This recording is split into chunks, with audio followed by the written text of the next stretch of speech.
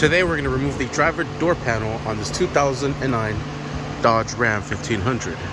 Alright, first thing we're going to do is with a trim tool removal, we'll remove these insert tabs from here. There's another one here, here, here, here, and here. And while we have the trim tool removal, we'll remove this trim from there. Make sure you catch that. Be a lot easier with two hands. And once you have those done, we'll move on to the next step. But for now, let's remove all these clips here.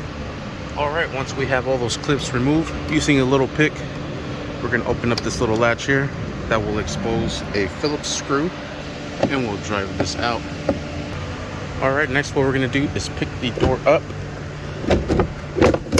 and swing it out just like that. We just have the pigtail connections for the window regulators and the side view mirrors, I think. We just undo these clips here. It is loose, and we could set this over to the side, and there you have it. And that is how we remove the door panel from this 2009 Dodge Ram. The reason I am doing that is because I am going to be replacing the side view mirrors. But that's it. Sweet. Thank you for watching. Please like and subscribe.